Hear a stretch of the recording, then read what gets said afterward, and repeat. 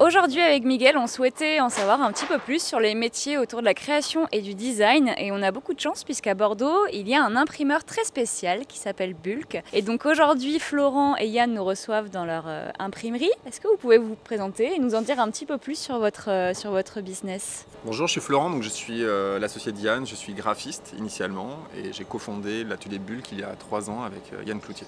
Et moi je suis Yann, l'associé de Florent avec qui j'ai cofondé l'atelier il y a 3 ans.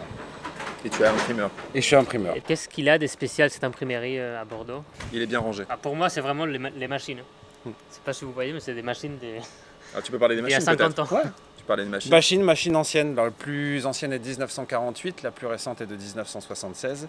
Et il y a vraiment une implication sur la mécanique, l'artisanat et le travail sur ces machines-là. Sur des techniques quasiment oubliées qu'on remet au goût du jour, en réinjectant des designs modernes pour les productions. Vous êtes des imprimeurs hipster, quoi. Non. Alors on a coupé notre barbe récemment.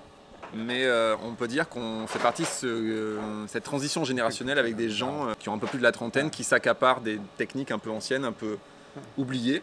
Donc on ne pouvait pas tomber mieux, on a avec nous aujourd'hui des graphistes et des imprimeurs, donc on va pouvoir leur poser toutes les questions qu'on a sur ces métiers-là.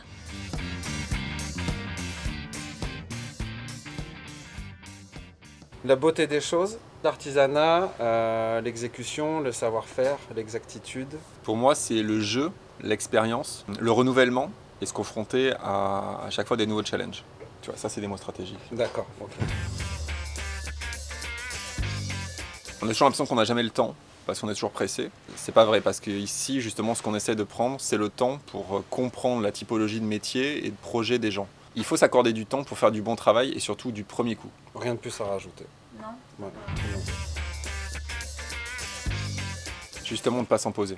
Est-ce que tu as envie de souffrir? Mais pas s'en poser. C'est guidé par uniquement du kiff et une envie structurelle de chacun. Celui qui ne comprend pas notre travail. On peut travailler avec n'importe qui, mais à un moment donné, il faut être ouvert aux conseils. C'est-à-dire que demain, si tu viens avec des idées extrêmement arrêtées et qu'on juge que ce n'est pas la bonne solution technique ou esthétique pour toi, à un moment donné, ce ne sera pas que d'être imbu de nous-mêmes, c'est juste que demain, on est les maîtres, nous, de la production et garant de la qualité que tu veux à la fin. Et si on n'est pas capable de délivrer ça, quelque part, ça veut dire que notre client ne comprend pas les tenants et les aboutissants de notre métier.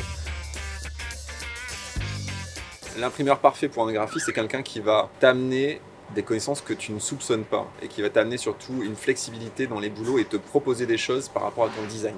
Si cet imprimeur-là te permet de sublimer ton travail quelque part et t'amener des solutions là où tu pensais qu'il n'en avait pas, c'est gagné. Il a répondu à ma question en fait. Le graphiste parfait pour l'imprimeur, c'est un graphiste qui va comprendre les enjeux de la fabrication, essayer de rentrer en fait dans tous les aléas, les détails vraiment de l'artisanat et prendre vraiment une vraie valeur de conseil par rapport aux éléments qu'on va lui apporter. C'est une vraie interactivité en fait entre les deux. L'imprimerie, c'est pas juste t'envoies un fichier et on imprime. Il y a cette relation qui fait que l'imprimerie... Mais on envoie quand même un fichier. Exactement, on envoie un fichier. Mais ce que je veux dire, c'est que l'imprimerie est un métier créatif. C'est pas juste un métier de production. Mon métier, c'est rencontrer des créatifs et produire pour des créatifs. C'est gérer une équipe, c'est de l'humain, c'est de la mécanique, c'est du papier, c'est des sensations, c'est de la couleur. Travailler avec des grandes marques, découvrir des grandes marques, se donner des challenges, découvrir de nouveaux procédés. Ouais. Que dire de plus?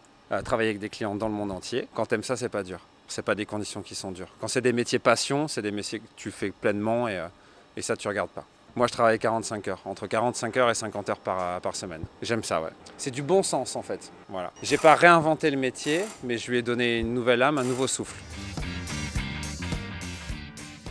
On va parler un peu d'argent si tu veux bien. Il n'y a pas de problème. Donc ici, on est vraiment dans une imprimerie un peu haut de gamme, entre guillemets. Luxe, qualitatif. Voilà, c'est ça. Voilà. Donc comment tu fais à tes clients de dire ça coûte ça parce qu'il y a ces boulots derrière? Tu imposes pas naturellement. C'est déjà des gens qui ont une culture en fait du beau et du savoir-faire. Donc nécessairement, ça implique un coût et un prix qui est différent en fait d'un objet traditionnel et lambda.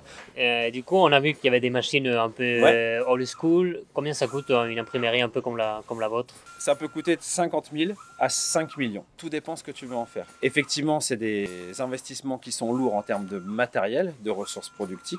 Mais une fois que tu as bien mesuré les enjeux, c'est pas tant le problème. Toi, maintenant, tu as déjà des employés. Oui, On a vu qu'il y a des, on est 8. il y a des apprentissages, il y a des Il y a graphistes des un peu apprentis, il y a des confirmés, CDI, des CDD, voilà. C'est fluctuant en fait en fonction de l'ancienneté de la personne, de son savoir-faire et du poste qu'on lui a alloué. On va dire ça peut démarrer d'un SMIC, 1002, 1003, jusqu'à 2500 euros, selon les postes. Voilà. Quelqu'un qui souhaite rentrer en imprimé en tant qu'apprenti vraiment junior va démarrer aux alentours de 600-700 euros par mois et peut finir à 900 euros en fin de période d'apprentissage. Étape 1, ok. Un client vient nous voir, flash sur une de nos productions. Sur le papier, on a ces types de papier sur lesquels en fait on peut choisir sur différents nuanciers. Le client flash dessus, donc en fait on fait des choix sur différentes couleurs. Une fois qu'il a acté, il peut le prendre. On a ce joli papier bleu en fait qui est teinté masse, ok, quasiment bleu clin, qui a une particularité, malheureusement à l'écran on ne peut pas le sentir, il est très rugueux et en fait c'est fait avec de la fécule de pomme de terre, ce qui lui donne en fait cet état de surface et cette particularité. Ensuite, on peut choisir parmi différentes barres de dorure, c'est les films de marquage, pour avoir les finitions. Le client nous envoie le design et ensuite on va apposer le design par le marquage à chaud directement sur le papier. Ouais. Étape 2, on vient de couper le papier au massicot directement. On a le design du client sur lequel en fait on va sortir un film en noir et blanc pour le placement. Ici on a un marquage à chaud avec de l'or sur lequel on a une forme de découpe et on va générer une chemise pour pouvoir une insertion. Ok. Très bien. J'utilise un outil en magnésium qui s'apparente en fait à un tampon. Ce tampon va être mis dans la machine avec le film qu'on a choisi. Ouais, le film doré. Ici, la référence l'or 232. Ouais. Ça va me permettre en fait de pouvoir déposer la matière directement sur le papier. D'accord. L'outil est en relief. Il est mis sur ce qu'on appelle le nid d'abeille directement, qui est chauffé. La pression plus la chauffe va faire un phénomène décalcographique et va permettre la dépose du film de dorure sur le papier. Je déroule. Ici. J'amène, on démarre la machine. Une première feuille, une seconde, et on va avoir la presse qui s'opère. Et ensuite, on a ce type Ok. de résultat. Étape 3, je viens de faire le marquage à chaud sur le papier.